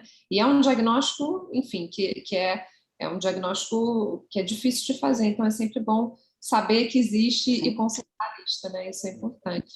Isso, sim. Várias tem várias pessoas dando parabéns, dizendo que está sendo muito didático. O doutor Otávio Portela até colocou que vocês fizeram um assunto complicado ser fácil de entender, e que a Viviane deu uma que aula de radiologia. Então, enfim, obrigada, gente. Você quer fazer um comentário em relação a essa questão, né? Quando a gente tem alguma medicação que a gente acha que pode ter interferido no metabolismo da dexametasona, né? Nesses casos, eu aconselho vocês a lançarem mão da dosagem da dexanemia, dosagem da dexa no sangue. Tem laboratório no Rio de Janeiro que faz isso, né? Quando você pede a dosagem do cortisol pós 1 miligrama de dexa, você bota lá dosagem plasmática de cortisol e da dexametasona. Se a dosagem da dexametasona no sangue vier acima de 140 nanogramas por decilitro, isso é um nível sérico que vai te garantir que aquela supressão foi ou não adequada. Ela é real, porque você teve nível de dexametasona. Isso quando você tem uma medicação que você não pode mexer. Às vezes o paciente está usando uma medicação que não tem possibilidade de você tirar. E aí não tem possibilidade de tirar, você vai ter que interpretar com o paciente o resultado do pós 1 miligrama com o paciente usando a medicação. Nesse caso, muitos planos de saúde não cobrem a dosagem da dexametasona. Tá? Então, por isso que a gente não vai fazer de rotina. Mas nesses casos especificamente, eu sugiro que se faça a dosagem da dexanemia para a gente ver se atingiu o nível de 140 nanogramas por decilitro. Obrigada, Léo. O Adriano Lacerda fez aqui uma pergunta que eu acho que vale a pena para reforçar. Meu parabéns, excelentes palestras. E está perguntando se em casos benignos não adenoma, como cisto ou mielolipoma, há necessidade de avaliação hormonal? Não. Se a imagem é categórica, inequívoca, de que é um cisto, de que é um mielolipoma, não há indicação de nenhuma dosagem hormonal. Aqui eu só chamo a atenção para uma coisa que eu esqueci de falar, né? Se o paciente tem, né, uma lesão, por exemplo, um mielolipoma bilateral, né? Nesse caso, a única dosagem que a gente tem que fazer, e isso vale para qualquer lesão adrenal bilateral, a gente tem que fazer uma solicitação de um cortisol basal para excluir insuficiência adrenal. Porque aí você pode ter substituição do tecido adrenal normal pela outra lesão, e isso, na verdade, aí é que não é mais uma síndrome de hipersecreção hormonal. Por substituição, você leva uma falência. Então, lesões bilaterais, a gente não pode esquecer de solicitar um cortisol basal para afastar insuficiência adrenal. Obrigada, Léo. Mônica. Parabéns, maravilhoso. Tem uma pergunta. O corticóide nasal, foi uma pergunta que me foi feita hoje. Qual a influência do corticóide nasal? Flávia, essa eu vou deixar para você, porque eu sei que você adora isso. Vai lá. Eu adoro, né? Eu não sei porque eu atraio casos de Cushing iatrogênico com corticoide tópico, corticoide transdérmico, nunca vi, eu já vi de tudo. Eu já vi com creme dermatológico, eu já vi com cortisol inalatório, eu já vi de tudo. Então, assim, eu realmente já vi caso de Cushing, todo Cushing, com estigmas todos por corticoide inalatório. Então, tem que tomar cuidado, porque você pode ter as manifestações de Cushing e quando você retira paciente pode até fazer insuficiência adrenal, porque ele pode ter supressão do eixo, né? Porque ele está fazendo... Aliás, uma coisa que a gente até usa para avaliar a supressão de eixo é o paciente que fica com xingoide, a chance, com o uso de corticoide exógeno, a chance dele evoluir com insuficiência adrenal depois é grande, né? Então, eu já vi das duas coisas, tanto insuficiência adrenal pós-retirada, como eu já vi paciente fazer fenótipo Cushing completo com o uso de corticoide vias não orais. Posso aproveitar para fazer só um comentário? Que eu vi aqui no chat, Adolfo está aí. Um beijo, estou morrendo de saudade. Legal! Obrigada, professora. Eu ia ler. Deixa eu só terminar a pergunta que me fizeram. Vocês têm alguma dose que vocês diriam que é o tempo de uso desses corticoides? Ninguém sabe. E é meio assim, primeiro, que tem drogas que interferem. Eu já vi paciente fazer, porque paciente em uso de ritonavir, era paciente HIV positivo, que estava usando corticoide tópico nasal, e a gente sabe que o ritonavir interfere, ele diminui o clearance do corticoide, então o paciente ficou com xingoide por causa disso. Então, e depende, né, disso, depende da sensibilidade individual. A gente sabe que a gente tem polimorfismo de receptor de corticoide e as pessoas têm sensibilidade diferente a corticoide. Então, numa dose que às vezes para mim não faz nada, para você poderia te dar Cushing. Então, não existe isso definido na literatura. Obrigada, Denise.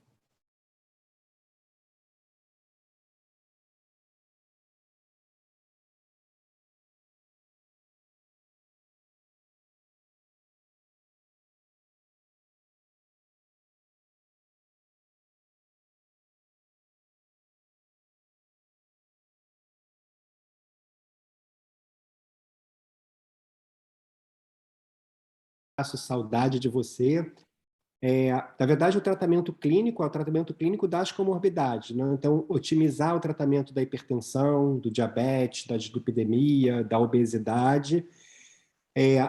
Não existe ainda, né, um tratamento específico para o hipercortisolismo nesses casos de secreção autônoma de cortisol. A gente, por exemplo, aqui no nosso meio, a gente usa muito, para tratar os pacientes com Cushing clinicamente manifesto, o cetoconazol, né?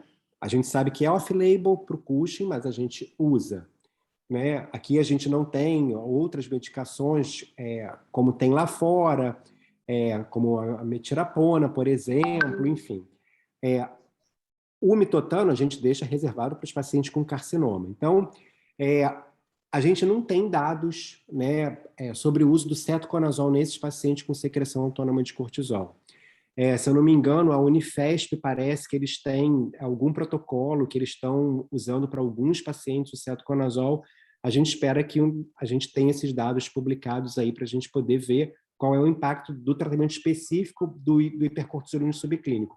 Mas quando eu falei todo de tratamento conservador, de tratamento clínico, eu estava falando de tratamento clínico das comorbidades, da hipertensão, do diabetes, tratamento com antihipertensivo, com antidiabético oral, com drogas para dislipidemia, obesidade, enfim, tratar as comorbidades. Temos outra pergunta aqui. Para pensar sobre avaliar um hiperaldo apenas hipertenso em paciente feminino, 42 anos, normotensa, com incidentaloma adrenal, 2 centímetros, feito de forma inadvertida a avaliação de hiperaldo, ARP suprimida, aldosterona 27 a 32, relação aldo-renina 47 a 50, em outra ocasião. Feito o teste sobre carga salina via oral com aldosterona de 19, normal menor que 12, potássio normal. Qual é a opinião da mesa?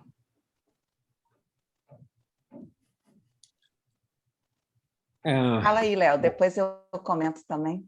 Então, essa é uma discussão que a gente pode ficar aqui muito tempo, mas vou simplificar.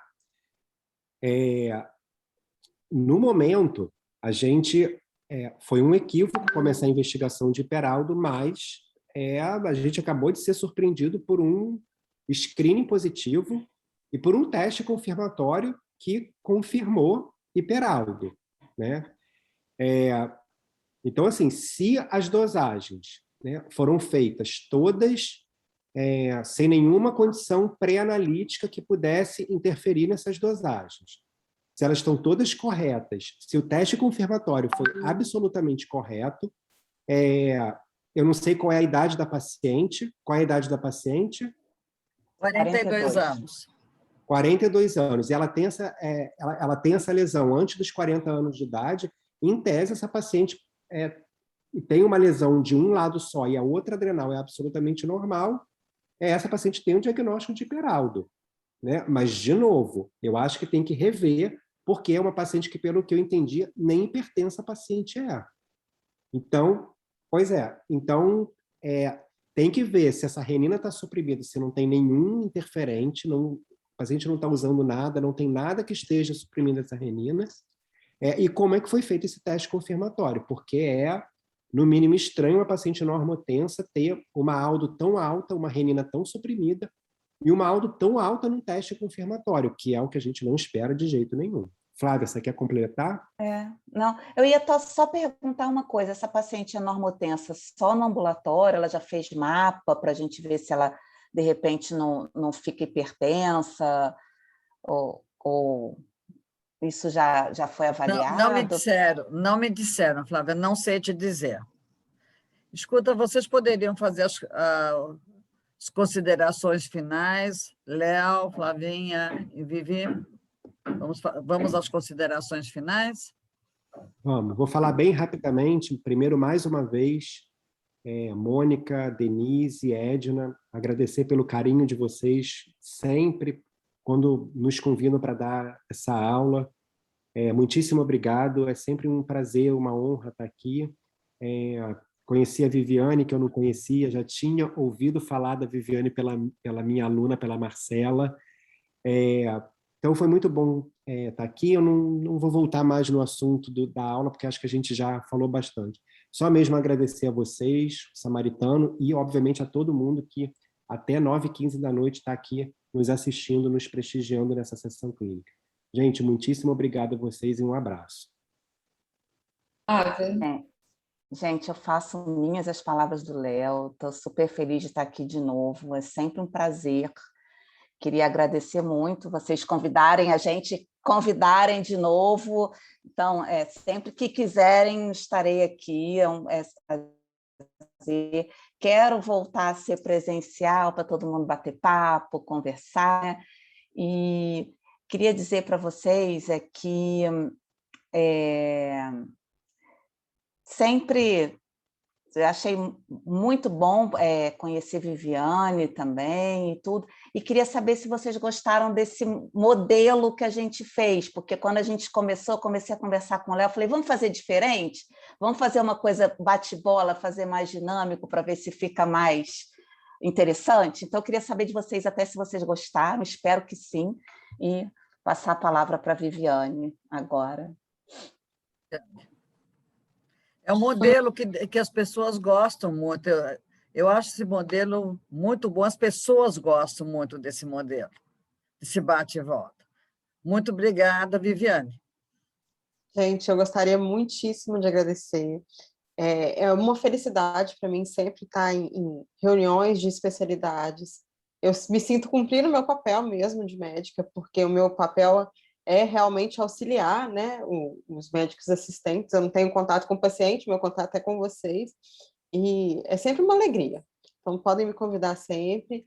Estou super feliz de conhecer várias pessoas que eu não conheci, e agradeço aí a atenção das pessoas numa aula de radiologia, dentro de uma aula de incidentaloma de adrenal. Foi bom a Edna ter ouvido, né, Edna, que todo mundo quer voltar. A vocês, o nosso muito obrigada, foi uma noite incrível, acho que todos nós aprendemos muito, obviamente que vocês vão voltar, isso aí vocês não têm a menor dúvida, porque sempre é um aprendizado. Tem muita coisa disso para a renal que, pelo menos eu, sempre tenho que pedir ajuda, e a Viviane, eu sempre sou uma que vou pedindo ajuda, e eu acho que é uma lição para todo mundo. Uma coisa que a Viviane frisou, que quando se faz um pedido, tem que se escrever a história. O radiologista não tem bola de cristal, então é importantíssimo dizer o que você está procurando, o que você precisa, e eu ainda mais, quer dizer, quando nós temos uma dúvida, eu acho que é muito importante e falar com quem tem mais experiência. Isso é fundamental, porque cada um sabe, mas tem pessoas que sabem mais que nós. Bom, gente, a todos o nosso muito obrigada. Nós vamos nos reunir dia 3 de novembro. Vai ser tratamento de diabetes ao longo das diferentes fases da vida, dentre tantas as opções, qual a escolha. Novembro é o mês do diabetes e contamos com todos vocês. A Edna, a Edilon e toda a equipe que nos dá suporte, o nosso muito obrigada. Denise, muito obrigada. E a todos uma boa noite e até dia 3. Contamos com a presença de todos. Obrigada, um beijo a todos. Tchau, beijo. Obrigadíssimo, gente. Foi ótimo.